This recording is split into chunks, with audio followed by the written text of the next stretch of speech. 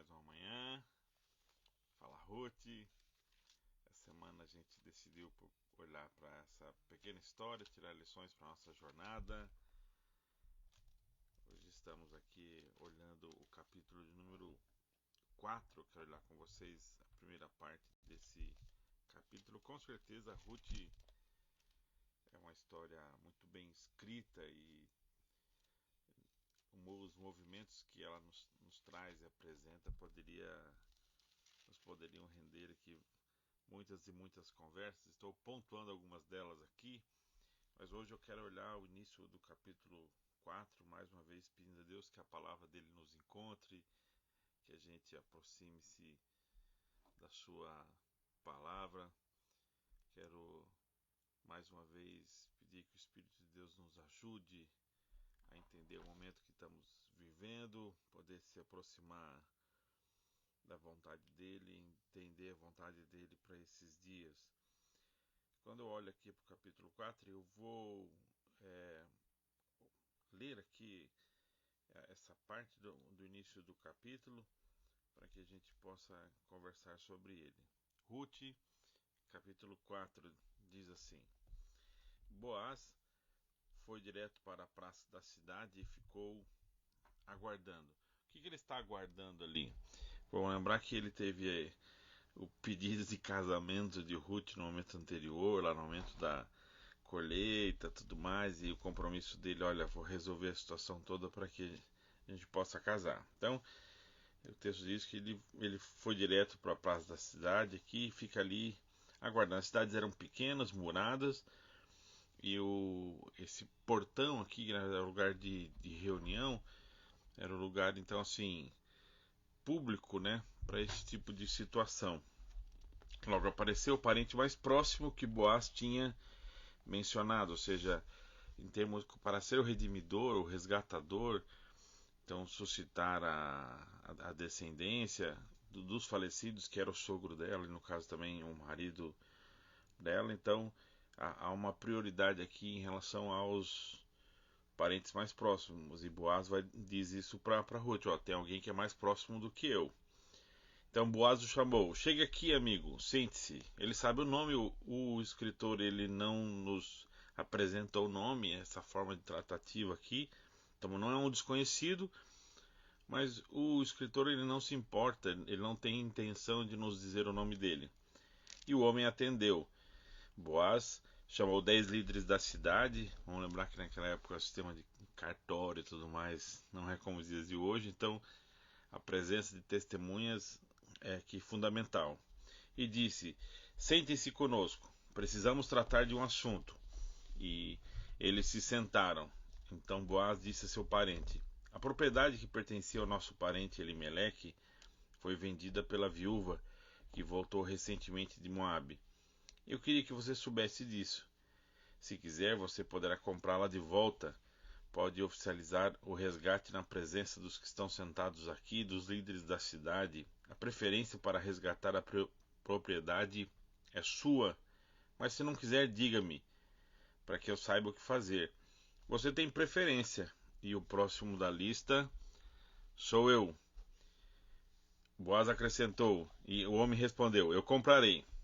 E Boaz acrescentou: sem dúvida, você está ciente de que quando comprar o campo de Noemi, terá de assumir Ruth, a Moabita, viúva de nosso falecido parente, como parte da responsabilidade do resgatador, e ter filhos com ela, para manter a herança da família. Mas aí o homem disse: nesse caso não posso resgatar a propriedade, porque estarei arriscando o que já é minha herança. Você está livre para fazê-lo. Cedo meus direitos, pois não posso resgatá-la. Antigamente Israel era assim que se tratava os negócios de propriedade e herança, e o homem tirava as próprias sandálias e as entregava para outra pessoa. Em Israel isso correspondia a um selo oficial ou uma assinatura.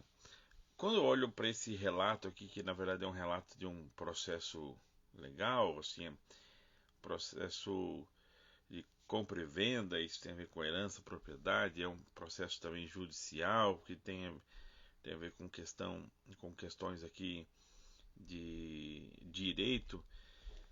O que eu gostaria de trazer para nós é avaliar a motivação. Quando eu olho para esse texto aqui, eu encontro o que eu vou chamar aqui de motivamentos, né? Permita-me aqui o neologismo de motivamentos, de perceber os nossos motivamentos.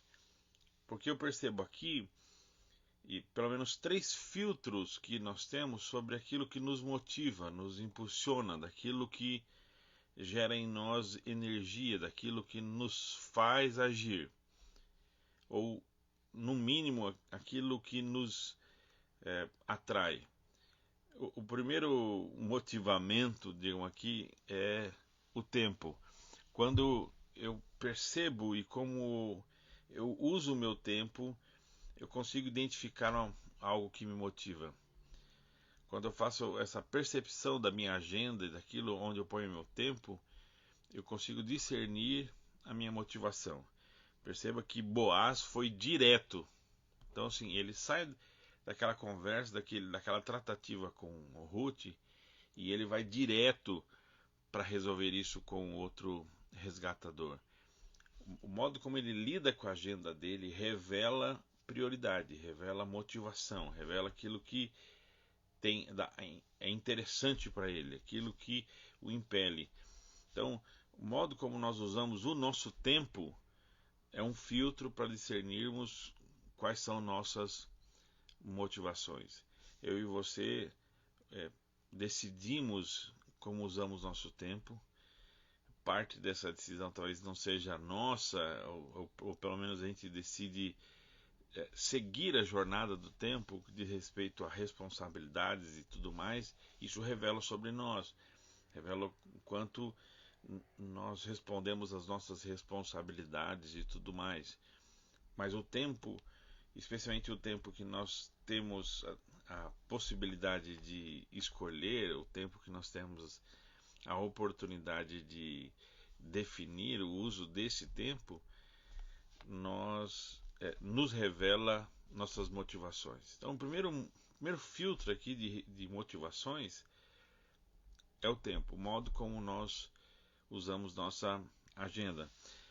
A segunda motivação que eu vejo aqui e diz respeito ao resgatador, porque o Boaz chega para ele e diz assim, ó, e aqui independente de toda a situação legal, e como é uma tratativa muito antiga, um texto muito antigo, então o costume ele não é assim tão conhecido, tem vários detalhes desse costume de tratativa aqui que você não tem registrado em si em algum código, então é muito talvez próprio do momento ou da cultura que não ficou registrada, mas o que a gente tem é assim, olha, você tem o direito a comprar essa terra.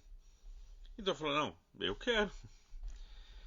O que isso me faz perceber? Que o modo como a gente usa o nosso rendimento, onde a gente põe o nosso dinheiro, onde a gente põe os nossos tesouros, onde a gente põe o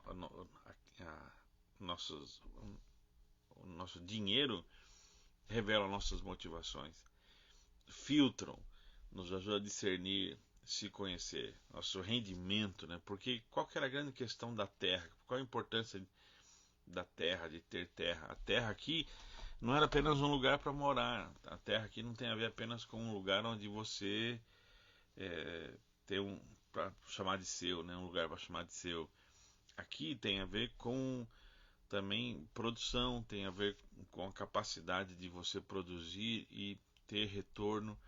Por isso que rendimento, no caso aqui, o uso do dinheiro, onde eu ponho e onde eu espero prosperar e render mais, então sim conseguir. Nesses dias a gente tem falado muito sobre isso, ouvido muito sobre isso, sobre não vale a pena investir em poupança, eu tenho que fazer isso, investir naquilo, isso é perigoso. Estão discutindo aí o quanto que está o dólar e como é que está o juros nos Estados Unidos e tudo mais. Mostra nossas motivações. Então, rendimento, o modo como a gente usa o dinheiro, onde a gente aplica os nossos bens, isso revela as nossas motivações. Quando nós olhamos para Boaz, nós aprendemos que a agenda revela nossas motivações. Nossa agenda revela nossas motivações. Olhamos para o resgatador, para esse fulano que a gente não ficou sabendo o nome dele, mas que é parente do Elimeleque. Nós percebemos então que também a agenda aqui, ela, além da agenda, o rendimento, o dinheiro é uma motivação para nós. E eu ainda encontro aqui um terceiro filtro, e isso tem a ver com relacionamentos. Quando há essa tratativa aqui, e o Boaz conhecia esse resgatador. O Boaz, tanto que assim, ele sabe o costume dele, olha, ele sentou ali na porta porque sabe que ele vai passar ali, sabe quem é, sabe o nome, sabe que ele tem prioridade sobre ele. Então não é algo desconhecido, não é algo que o Boaz foi pego de surpresa, é algo que ele já sabia. Mas por que que só agora o Boaz tem interesse de fazer essa tratativa? Isso tem a ver com relacionamento, ou seja, o que ele deseja fazer com os seus relacionamentos.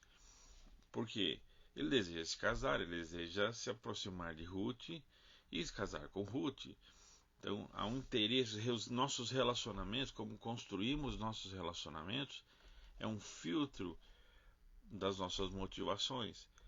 O Boaz, ele soube da Ruth, estava trabalhando para ele lá no campo, mas não foi atrás do resgatador. Então, aqui é um momento em que ele agora sabe dessa possibilidade de relacionamento e depois dessa conversa com a Ruth, e ele vai então resolver.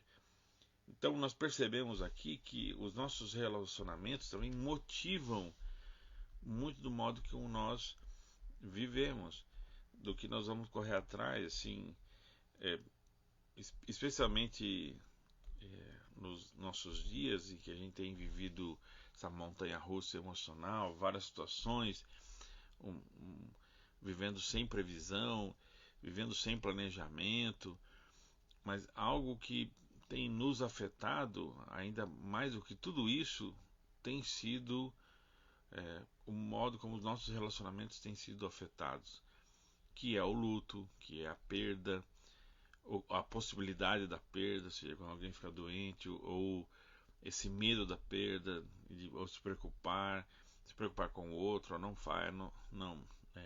faça, não saia, o quanto que você se preocupa com o outro de não ir na casa, coisas assim. Então tem a ver como os relacionamentos, a importância desses relacionamentos para nós filtram e impulsionam nossas ações, o que fazemos e deixamos de fazer. Então quando eu olho para esse procedimento legal aqui para acertar a compra da terra, e aqui, independente os estudiosos vão se debater sobre isso.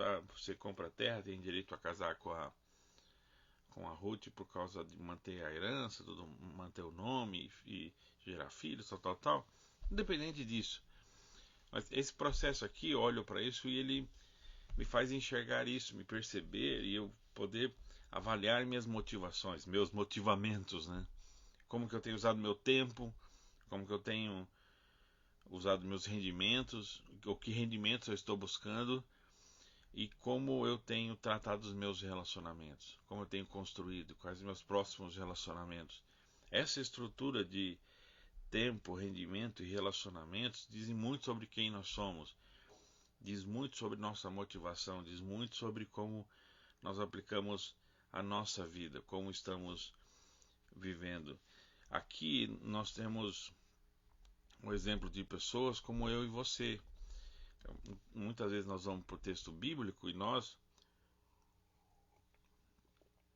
consideramos essas pessoas muito distantes de nós. Elas estão distantes em termos de cultura. É engraçado isso, vai fechar um negócio e dá o sapato, né? Hoje a gente tem muitos sapatos, né? Vamos lembrar que nessa cultura aqui, o sapato, você não tinha em casa 2, 3 sapatos. Por isso que o sapato tem muito isso da personalidade, e dessa do concretizar um negócio, de ser uma assinatura para o negócio aqui, né? Então, esse gesto, esse rito, esse símbolo aqui, nós estamos muito distantes dessa cultura. Mas, ao mesmo tempo, nós estamos ao lado, estamos juntos, porque vivemos como eles. Vivendo o que nós estamos indo direto fazer. O que você foi direto fazer essa semana? Aqui o texto, Boaz foi direto para. Qual foi o nosso direto para essa semana? Da mesma maneira, o homem responde prontamente: eu comprarei. Qual foram nossas prontas respostas essa semana, nos últimos dias? Qual foi a última vez que, confrontado por uma oportunidade, prontamente respondemos: não, eu faço, eu vou, eu entro, é comigo? Quando foi que nós decidimos mudar nossos relacionamentos?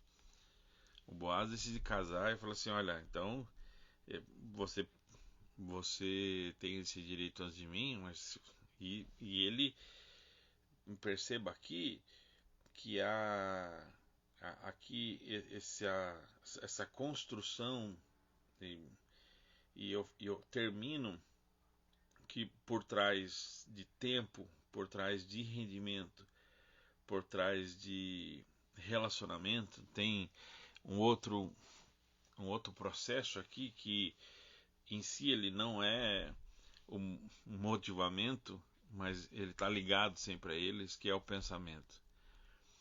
Ou seja, o Boaz ele vai pensar nisso e vai direto fazer. O homem ele acaba decidindo, ele nem pensa para decidir, né? Mas o Boaz gastou muito tempo pensando de como ele teria essa conversa com o resgatador, como que ele faria esse negócio aqui para chegar onde ele queria. O Boaz ele reflete, ele pensa para conseguir mudar seu relacionamento. Por trás das nossas decisões de agenda, do modo como nós definimos nosso rendimento, do modo como nós construímos os nossos relacionamentos, estão os nossos pensamentos, a maneira como nós pensamos ou não pensamos. Especialmente aqui esse exemplo do que diz respeito ao uso de rendimentos, que às vezes nós tomamos decisões sem pensar. Que Deus nos ajude a discernir os nossos motivamentos, né? De modo como que ao olhar a nossa agenda a gente possa perceber nossas motivações, que ao olhar o modo como usamos o nosso dinheiro a gente possa perceber as nossas motivações, que ao olhar como construímos nossos relacionamentos a gente perceba como estão as nossas e onde estão nossas motivações.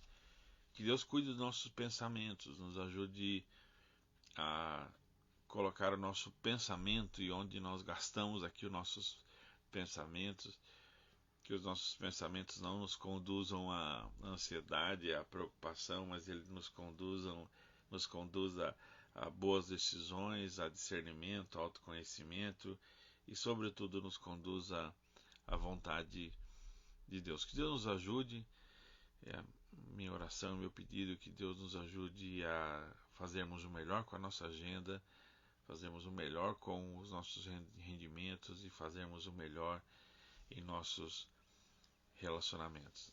Vamos orar? Deus, muito obrigado por esta manhã.